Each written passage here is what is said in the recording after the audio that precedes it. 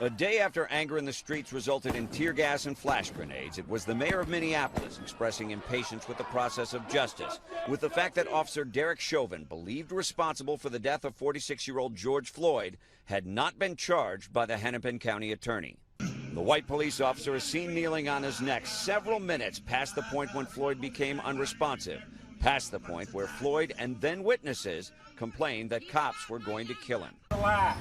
Man, I can't breathe my face. With the FBI now investigating the incident, the family of Floyd is now represented by well-known civil rights attorney Benjamin Crump, connected to the Trayvon Martin and Mike Brown cases. As demonstrators are already blocking the street and Minneapolis police prepare for another night of unrest, local activists urge patience and satisfaction with the fact that 4 officers connected to this case were all fired.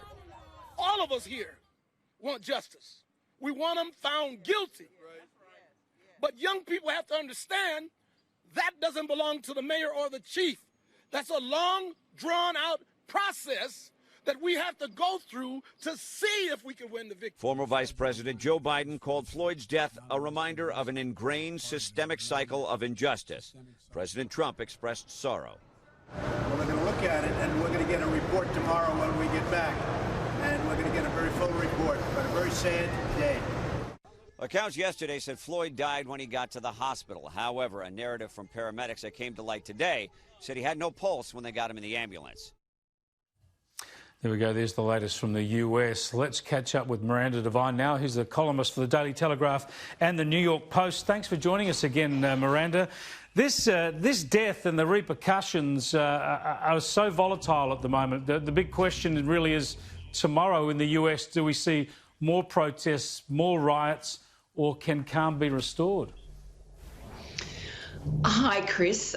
Look, I think this is now the match has been lit. I think this will keep on going. It's only 5 months before the election. You see Joe Biden is trying to stoke grievances. That is the Democrats' MO. It's one of the ways they hope that they can sway the election campaign. They have a terrible candidate, so all they can do is, stoke grievances, play dirty tricks.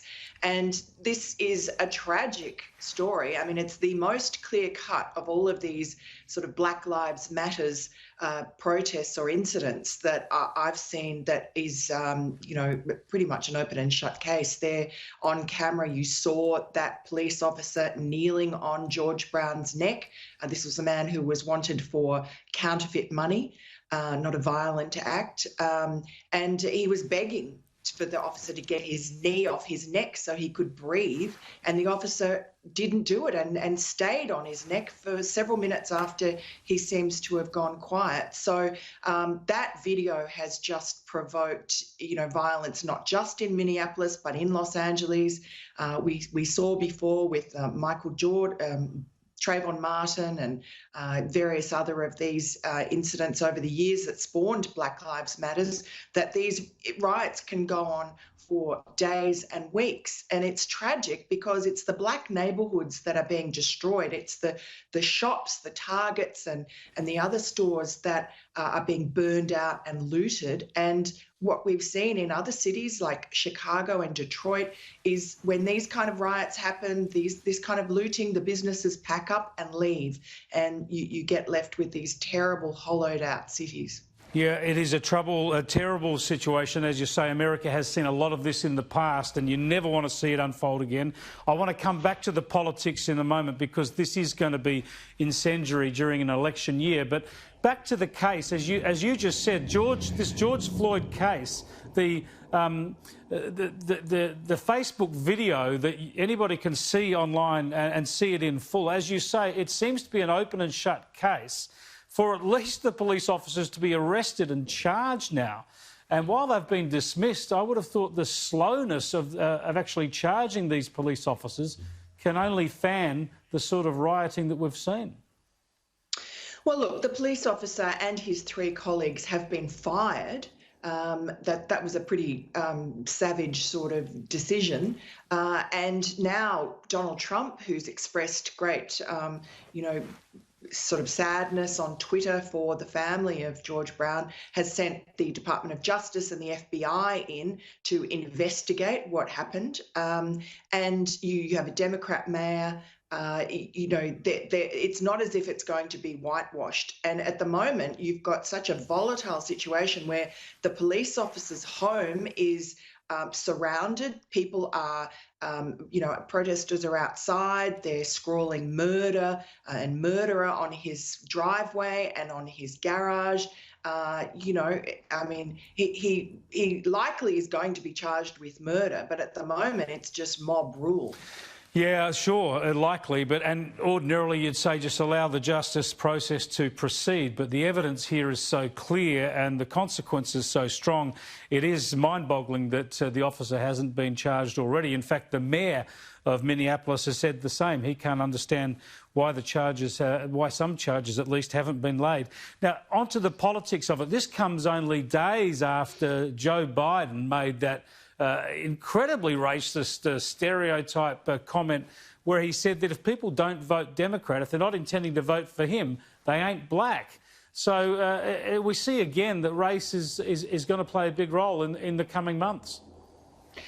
Absolutely massive. And I'm glad you have said that it was racist. I mean, it's such a clear-cut case of racism, but the Democrats are so clever and sneaky in the way that they try and change language, that they've managed to airbrush over this, and it sort of ceased to become a big deal. But of course, what could be more racist than saying a whole group of people are going to vote or behave in accordance with their race?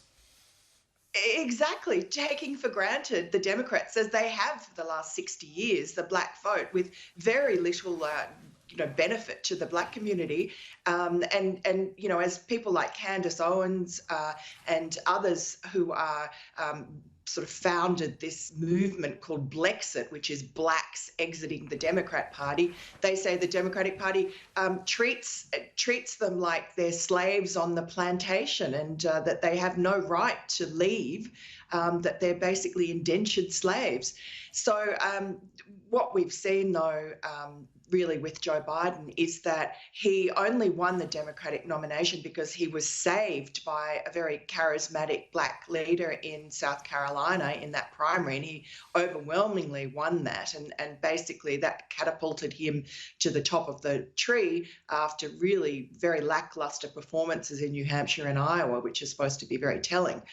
So he won with the backing of the black community, because really the only reason is that he was seen as the only moderate left in the race, and someone like Bernie Sanders and the left progressives are a bridge too far for many black church-going Christian conservatives. And so he's sort of on false colours, though, because he's moved so far to the left. He's not progressive at all. He doesn't really have an ideology. He's just a creature of the party. And but then he made this terrible faux pas, basically, that it wasn't just that he said, if you don't choose me over Donald Trump, you ain't black. He told this to a black radio show, which is, listened to by 4 million or more millennial black listeners.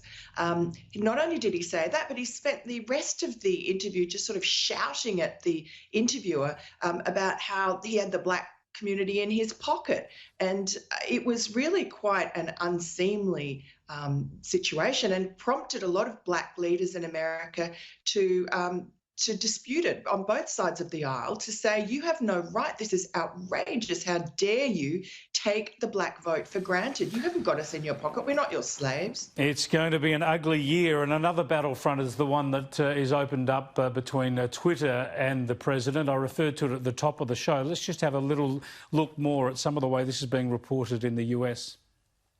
President Trump is threatening to strongly regulate or shut down social media platforms if they, in his opinion, regulate free speech. It comes after Twitter put a warning on the bottom of one of the president's tweets about mail-in balloting. Twitter said in a statement, "These tweets contain potentially misleading information about voting processes and have been labeled to provide additional context about mail-in ballots." The company once used the same warning to prevent a smear against Vice President Pence. Earlier this month, users began retweeting a falsely edited video by Jimmy Kimmel, which tried to incorrectly show the vice president delivering empty boxes of personal protective equipment for a publicity stunt. Twitter warned it was manipulated media. There we go. Now, Miranda, the idea that Twitter is going to be some sort of objective arbiter of truth and reality from fake news is just so laughable. But what worries me is the response that we're getting from Donald Trump, that he might try and have some sort of executive order to control them or shut them down. We've kind of got free speech being attacked from both sides here now. I don't quite agree with that. Look, there are lots of things about Donald Trump's tweeting that I don't like and that are really shameful and despicable, including... Agreed, but Twitter can't judge them. Twitter are always going to be anti-Trump. No, that's right. And it's a sort of a strange hill for Twitter to choose to die on, which is this mail fraud issue, to say that really basically what Donald Trump said, that it was mail-in ballots for the election, which the Democrats are desperate to have happen, that's subject to voter fraud and vote fraud. And Twitter has decided that it's going to fact check that and choose that tweet of all the others to say is incorrect, when there's ample evidence that in fact, voter fraud with mail-in ballots happens all the time. Absolutely. In Alabama, there are now people in jail for it. Apparently 80% of the last lot of mail-in ballots ended up in convictions. So it's a very strange decision, and it's also a very political decision. There are less political tweets that they could have taken issue with that are fact challenged in Donald Trump's Twitter stream. They chose that, and it shows that they are wanting to be players in this election. We know that they are very biased to the left. We know that, for instance, the guy who's supposedly the Twitter policeman about content, he's written some virulently anti-Trump and anti-Trump administration tweets calling, Trump as sort of an orange, some sort of a monkey, calling his administration people Nazis. He really is not a sort of a non-partisan arbiter here, and yet this is the person and his team who are going to be making decisions 5 months out from an election about what should be challenged as factual and not. And, the question is, we've just had this last 3 years of total lies being told by the left and the Democrats about the so-called Russia collusion conspiracy theory. And where was Twitter then? Exactly. Those were really egregious lies which were trying to overturn an election and kill off a democratically elected president, and they were completely silent. And now they've chosen, because there's been a lot of pressure from the left on them, to take sides. And so far, Mark Zuckerberg from Facebook is not doing that. Yes, spot on. For 3 years, they barracked for the Russiagate lies. Now they want to talk about truth. Thanks so much for joining us, Miranda. I appreciate it. Pleasure, Chris.